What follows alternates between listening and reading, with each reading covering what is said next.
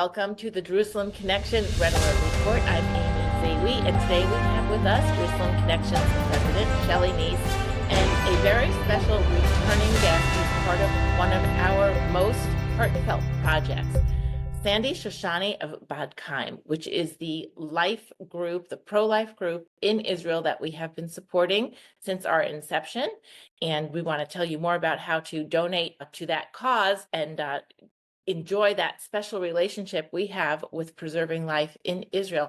But Sandy, we are happy to have you back, and we are very interested in getting an update because so many horrible, tragic news comes out of Israel to Americans. And we know that your population that you serve is very affected in your tiny country about things that are happening on all fronts and with the men and the economy.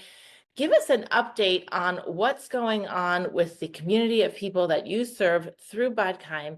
And we want to be able to pray about that and offer support to help in those most current needs. Okay, thanks a lot, Amy. It's a pleasure to be here. It's especially a pleasure because I know you all are praying for Israel and you care about Israel. And I just want to paint a picture for you, first of all, that this is now 15 months that we've been at war with missiles, missile alerts. And beyond the most difficult things is the simple daily life where schools have been canceled in the north, where people like in Haifa, in that community, have had to run into their bomb shelters, like 100 alerts a day. You're talking about normal, just regular people with homes like yours, maybe with smaller yards, in Israel. But these people are just regular people that want to live their lives and go shopping and be in a mall. And that's not possible when you have missile alerts all day long. I'm not saying every city. When the missiles were coming from Lebanon, it was in Haifa and in other areas over there. When they were coming from Gaza primarily, then the missiles were in the south. But people just couldn't live their normal life. I mean, I was in the mall one day with my grandson, my 3-year-old grandson, and there was an alarm in the mall, and we all scattered because we didn't even know where the bomb shelter was. This, and then you're packed in, there isn't room for everybody. This is not normal life. I just wanted to paint that picture for you. Or so many women, including my sons, of course, and sons-in-law, their husbands or their brothers or their uncles or somebody has gone into the army. Life is just utterly disrupted. It's not normal life. On the other hand, if you come as a tourist, and please come, if you're in Jerusalem, you probably won't feel it, because we don't have missile alarms in Jerusalem. But what I'm trying to say is it's not normal to go to the mall with your grandson to buy an ice cream and have an alarm for a missile. That's not normal. Just picture the life. And I know, Amy, you were asking about any of our moms that have suffered. I mean, many of our moms have suffered. The first day of the war, and I may have mentioned this last year, on October 7th, 2023, one of the first people killed was a Bedouin wife. She was just with her husband at work in her car, and a missile hit their car and she died, leaving 8 orphans. We had helped her with she'd had twins, so we'd helped her with her babies. And recently, this summer, I'm sure many of you are listening because you follow the news about Israel. Remember, there were a few hostages, 6 hostages who were about to be rescued by Israel, and they were brutally murdered before we found them. And one of them was Alex Lubnov, and his wife Michal is somebody that I always very choked up about this, but I mean, I met Michal a long time ago because she was pregnant. She was due in last February. Now her little guy Kai is her son's name. Well, he's already 10 months old, but I met her when she was pregnant with Kai, and we offered to help her, which of course we did. And our counselor that down there in her town of Ashkelon became her good friend, and we supported her through the pregnancy. We raised more support for her. We of course, provided for her baby like we do after the birth. And I just got a note today in our prayer notes. We have prayer letters that go around the world. The prayer letter said, you need to pray for Michal because 2 months ago, she moved into her own apartment. She'd been living with her parents this whole time that Alex was a hostage, but now that he died, she realized she had to sell the Jeep that she was saving for him, sell the surfboard she was saving. You're picturing normal people. Mm-hmm. Her husband was a man who loved nature, and he was murdered in a tunnel in Gaza. And she's now moved into her own apartment with her 2 kids, and she has to restart her life. And it's just beyond sad, of course. I know one day I was in the office and my counselor said, I want you to meet this woman, a sweet little petite woman. I said, why? And they said her brother and his girlfriend had been killed at the Nova Festival. These kind of things today. I saw in the prayer notes that I just said, pray for this mom. She has 3 kids and she's about to give birth and her husband is in reserve duty. Not only is that difficult to be alone, but it's also scary. For example, today, 4 reservists were killed in Lebanon. That was today's news here. And, when it's I don't know, enlisted men, they're between 18 and 20 or 21. That's most of the guys that have been killed. But when you see a reservist, like I saw one of the guys killed today is 43.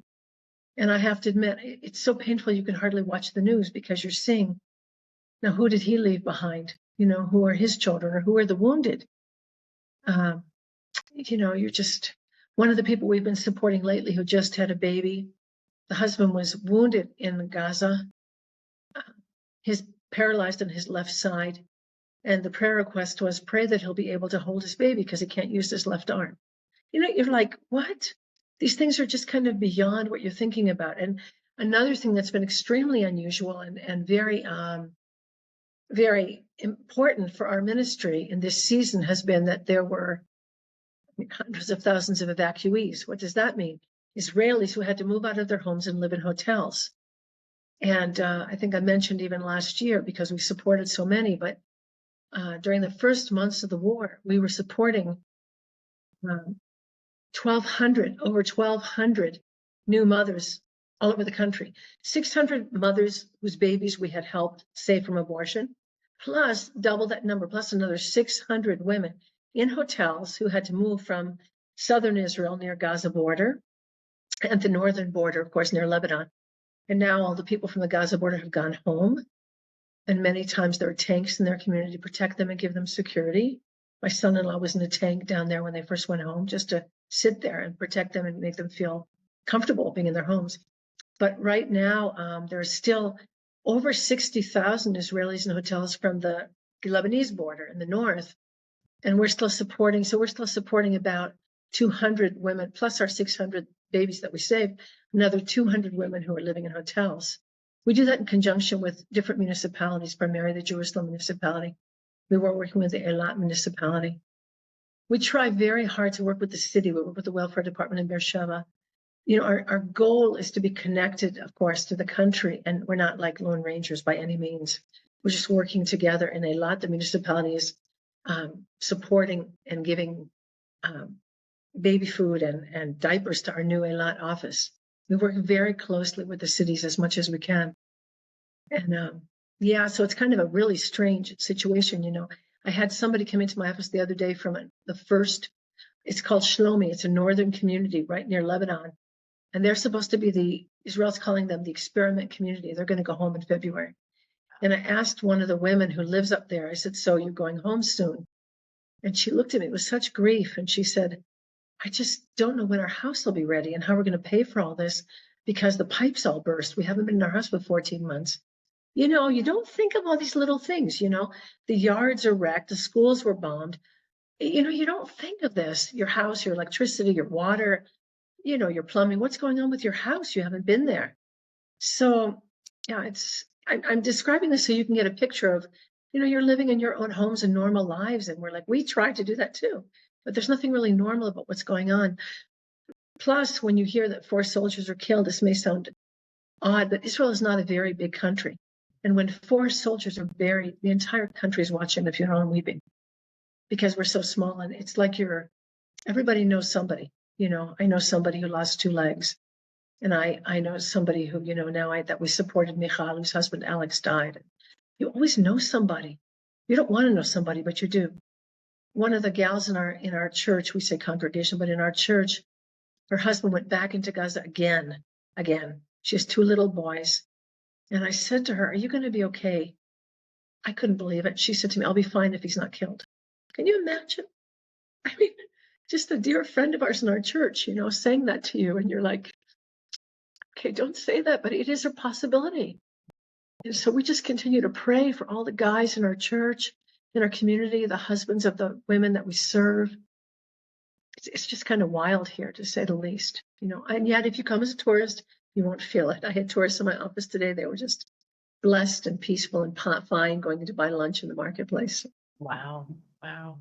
How is your staff doing? How are your counselors and your staff members? They're not all in Jerusalem. You have people in different cities, correct? How are they doing? Yeah, so we're national. So the question is relative, of course. The counselor who lives in Haifa, she's an incredibly brave woman. So she had, like I said, like 100 missiles a day, but she kind of took no heed of that. But she's serving a large community of women who are afraid, and they had to run to bomb shelters with babies in their arms or with big stomachs, or so they have to cope with that. In Tiberias, also the counselor had a lot of missiles, and she had to cope with all those people who were really afraid and struggling. The counselor in Beersheba at the beginning of the war, in Ashkelon and Beersheba, we supplied thousands of bags of diapers, baby wipes, baby food, because they didn't have stuff in the shops, because people were hoarding like you all did during COVID. The shops were empty in those cities. So we supplied tons. And our counselor in Ashkelon, actually, she started at the beginning of the war. She's new, and she had just a few clients, and now she has really like 100, because she connected herself with the hospital, with the welfare department, and every woman who's in need. And of course, she's been close friends with Michal, who lost her husband. So but in her case, she really needs prayer, because her husband was in an accident when he was in Gaza. He's a repairman. He's not a combat, but they went in 3 Jeeps, and the Jeep right in front of him with other, I don't know how you would say it in English, but he repairs machinery. And the Jeep right in front of him was hit by a missile, and his friends, his comrades were killed, and he had to take their bodies out. And so he's extremely traumatized. So we've been trying to help him and help her. Of course, when your husband has post-trauma, PTSD, it's very challenging. And then one of her daughters is traumatized by the numerous amount of missiles and cries whenever there's an alarm. So, to answer that about our counselors, they're okay, but many of them have to struggle with the daily life themselves and their families, and yet they're amazing people. They continue to give and love and serve. I can't even say how proud I am of our counselors. They're just incredibly loving people. And it's so ridiculous. I know in the US, there's this argument between what they call choice, which is not choice, it's pro-abortion, and real choice, which is pro-life, because we give people a choice. But usually we're condemned, those of us who are pro-life. They condemn us of saying you persuade people and you push people and you don't honor their bodies. But the reality is that we love people. We are compelled by love. Here in Israel, we offer women a choice to have their baby. And you know who doesn't offer her the choice is her boyfriend, her father who kicked her out, her bank account, her coworkers who are saying you'll lose your job, whatever it is. We offer her a choice. We say, here, I'm going to provide you, because we have counselors in every major city in Israel. We provide you with a friend, somebody who supports you, who believes you can do this. We provide that. And then we provide, as many of you know, we provide financial assistance through our Operation Moses project. We give a woman everything, all the basic needs of her baby for a full year. And that be prior to birth, she's going to receive a bed, a stroller, a bathtub, sheets. And then every month for a year, she's receiving a gift card valued at about $100 so that she can purchase what she needs for her baby. And many of our centers have boutiques where she can choose clothing that's new or like new. We just opened the new boutique, as I said, in Eilat. We're in the process of buying an office in Beersheba. We have a boutique in Jerusalem, and near Tel Aviv, we're opening another bigger office. We have a boutique in Tiberias. We are just expanding so that we can provide, and when I say everything she needs, because we're giving the emotional support, and God willing, and I know, Amy, you'd asked me before we started this, but can I share a story? Yeah. So one of there's a lot of fantastic stories, and 2 are really in my heart because I was involved. Yeah, as the national director, I'm not always involved with the women, but I like to be. So one girl who had been raised in a Messianic family, but left the Lord as a little girl and was sent to boarding schools for many, many years because she was taking drugs and drinking. She was a difficult kid, and her parents were divorced. And anyway, she found herself at 19 pregnant. And the mother of her boyfriend, who was only also 18, told her, you have to abort. My son is not going to be a father at 18. And the boyfriend is a sweet guy, and he said, do what you want.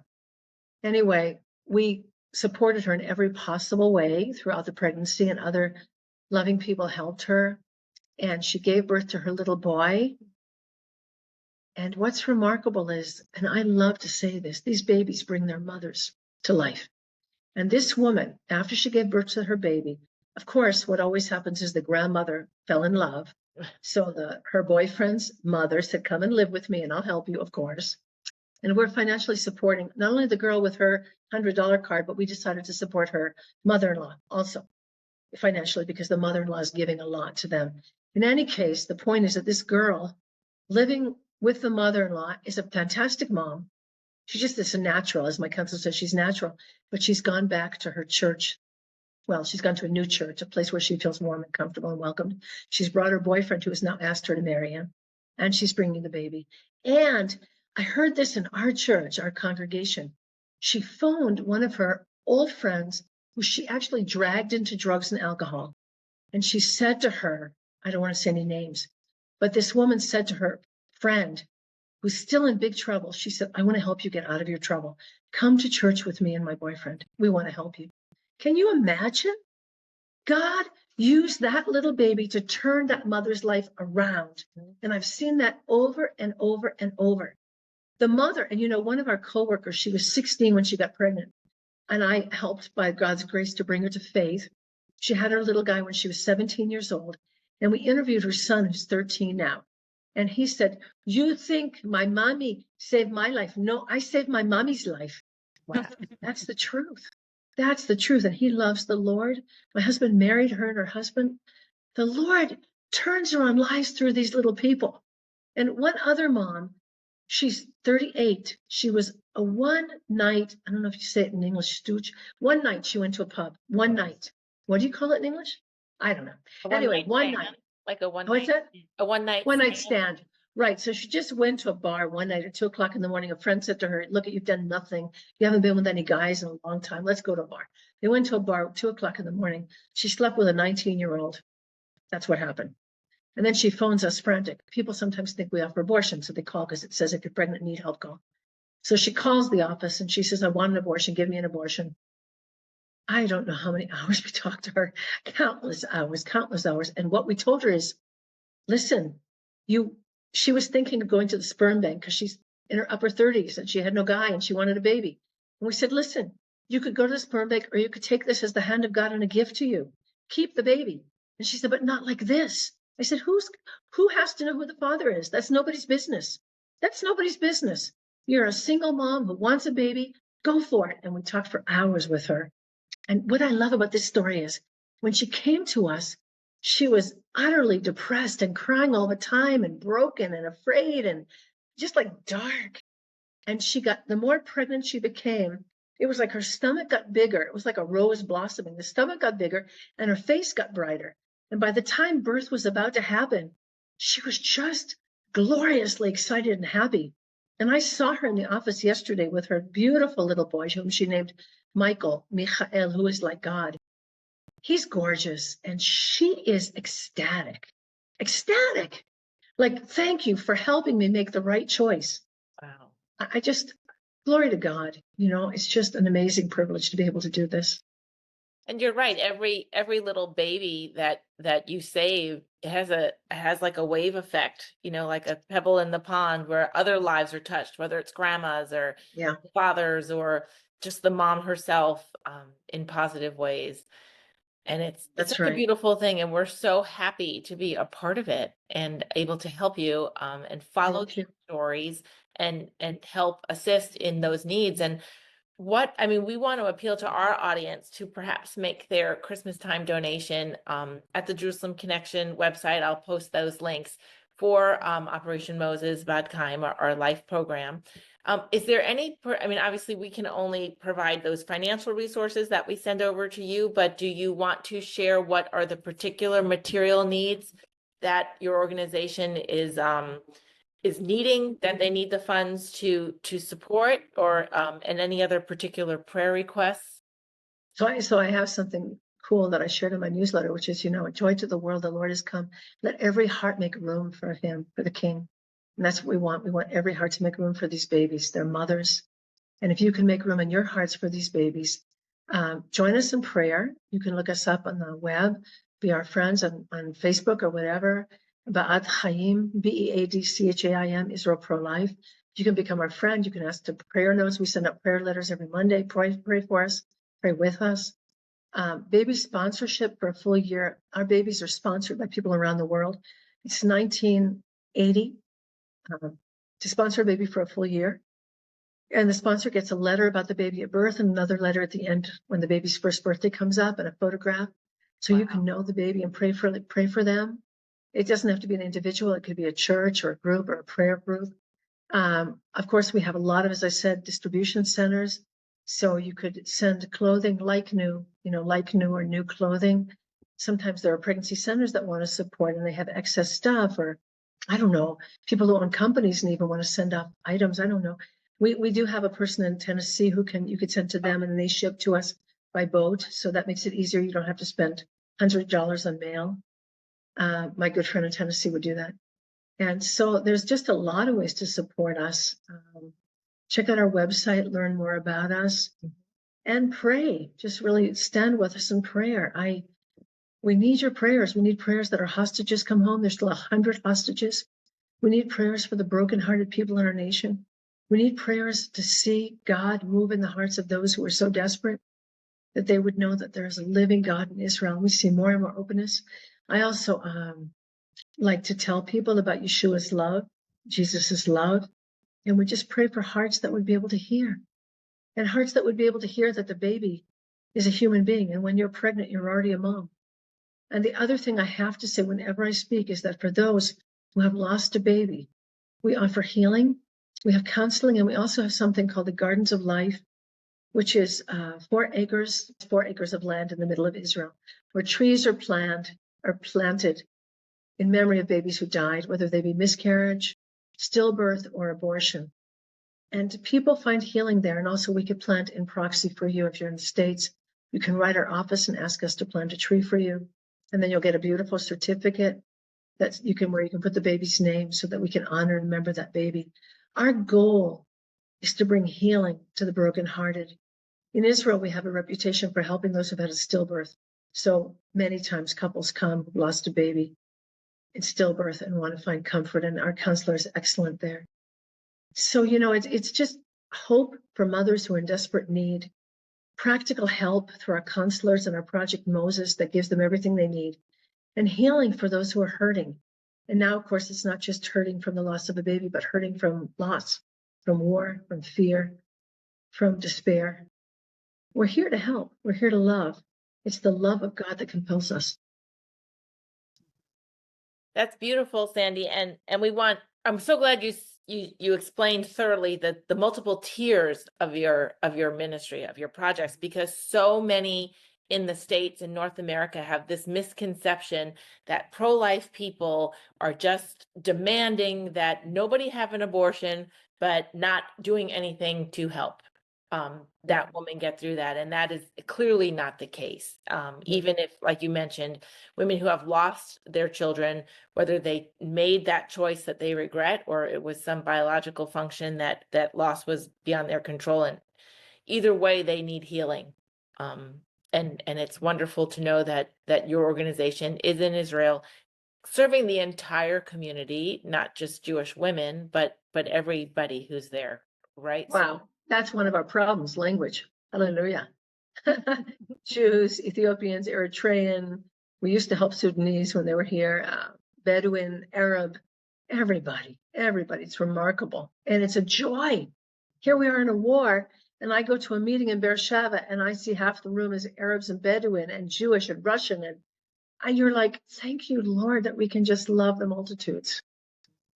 It's beautiful. It's beautiful. And we are going to share the links to where people can donate, whether it's for the Gardens of Life for a tree program, or to sponsor a child for a year, or just a general donation. We will make sure all those links are in our notes and folks can access those. And we encourage everybody to do that as we think about this Christmas season, and we think about the situation a young woman named Mary found herself in a culture that would have shunned her. Obviously not the same kind of choices she might have faced, but she certainly would have faced she might have thought she was going to face destitution and rejection by her community, but the Lord worked in miraculously, and we see that spirit continue through Be'ad Chaim, through those efforts of all of your counselors and the wonderful women that are testimonies to being recipients of that ministry. So we want to thank you again for your time today. Merry Christmas, Happy New Year, Happy holiday. The Lord bless you. Happy Hanukkah, Much grace in all of you. and Shavua Tov. Thank you.